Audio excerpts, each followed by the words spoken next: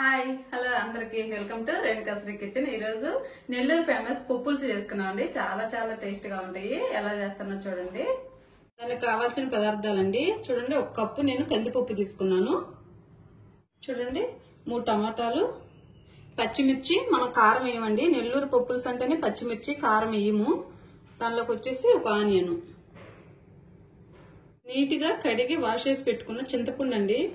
పులుసు పప్పు ఉడికేటప్పుడు వేయను, నేను ఇడిగా తర్వాత ఉడికిన తర్వాత నేను పులుసు పిండి పోస్తాను. ఒక హాఫ్ స్పూన్ వచ్చేసి పసుపు, రుచికి సరిపోయినంత ఉప్పు అండి. కర్రీస్ లో వచ్చేసి కళ్ళుప్పు వేస్తే టేస్ట్ బాగుండిద్దండి. పోపు దినుసులండి, నీటి క్లీన్ చేసి పెట్టిన కరివేపాకు. పోపుకు వచ్చేసి ఎండుమిర్చి చేస్తాం కదండి, నేనైతే ఊర మిరపకాయలు వేస్తా ఉన్నాను. ఉప్పు మిరపకాయలు టేస్ట్ బాగుండిద్ది. చూడండి మనం ఎలా ప్రిపేర్ చేసుకోవాలో చూద్దాము. ఈ కప్పు కందిపప్పు నేను కుక్కర్ లో పెట్టేస్తున్నాను కదా, ఈ కుక్కర్ లో వేసేసి 2-3 సార్లు వాష్ చేసి తర్వాత ప్రాసెస్ చూస్తానండి. వాష్ చేస్తాను. చూడండి నేను నీట్ గా క్లీన్ చేసి పెట్టుకుని కందిపప్పులోకి వచ్చేసి మనం కట్ చేసుకున్నాము టమాటాలు అవన్నీ. ఇదంతా తీసుకోవాలండి, ఇది మాత్రం వేయొద్దు.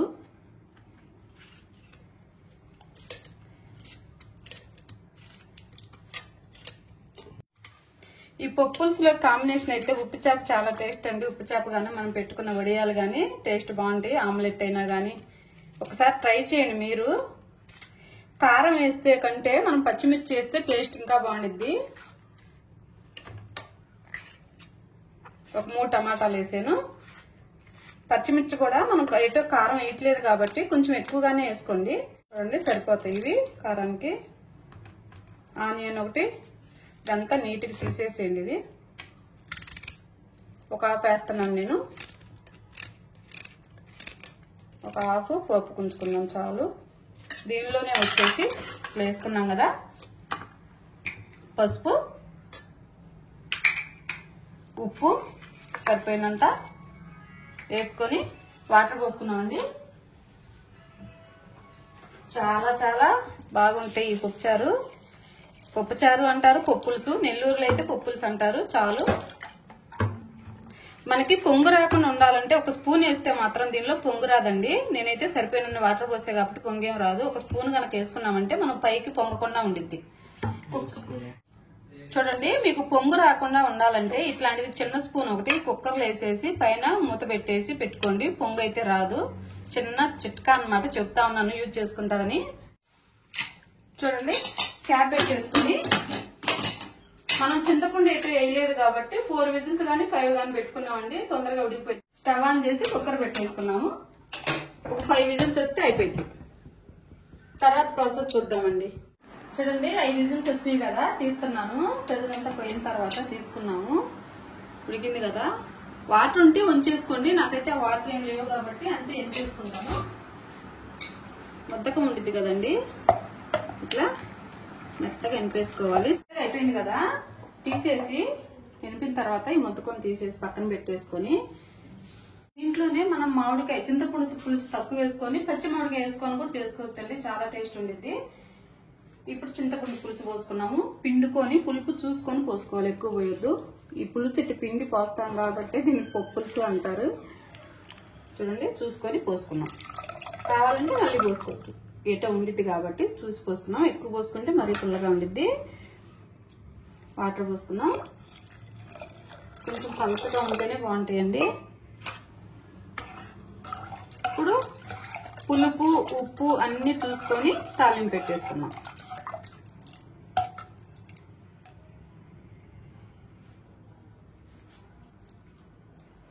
కరెక్ట్ సరిపోయినాయండి. పోపు పెట్టేసుకున్నాం. నేను స్టవ్ ఆన్ చేసి గిన్నె పెట్టేసి ఆయిల్ పోసాను. ఆయిల్ హీట్ అయింది. ఇప్పుడు ఆనియన్స్,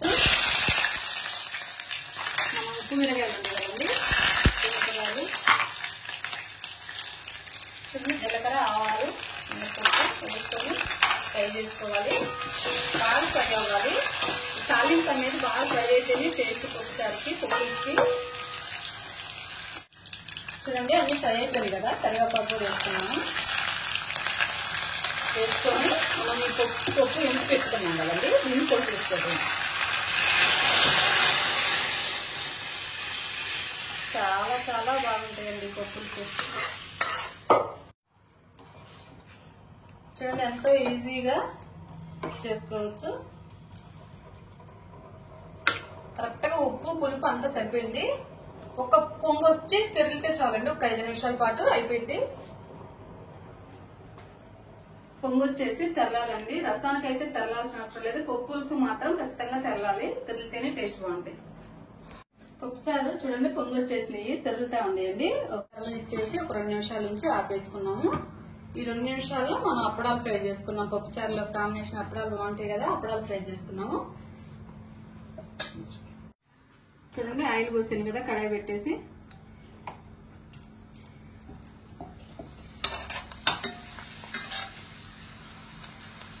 ఫ్రై చేసుకున్నాం. చాలా చాలా బాగుంటాయి.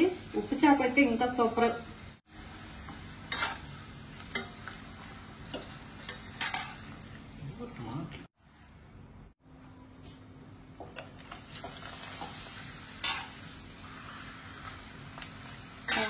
పప్పులు అయిపోయిందండి, ఆపేసుకున్నాం. స్టవ్ బంద్ చేస్తా ఉన్నాను. అప్పడాలు కూడా అయిపోయినాయి. టేస్ట్ చూసి ఎలా ఉందో చెప్తాను. నెల్లూరు పప్పుల్స్ రెడీ అయిపోయింది కదా, టేస్ట్ చూసి ఎలా ఉందో చెప్తారండి.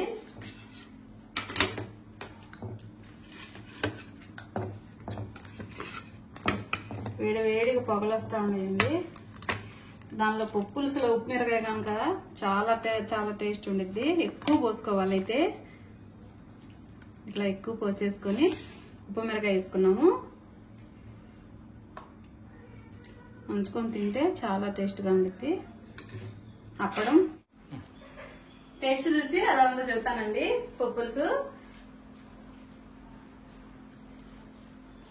ఎక్కువ కలుపుకొని తింటే చాలా టేస్ట్ ఉంటాయి. అబ్బా చాలా బాగుందండి. ఉప్పు మిరగాయ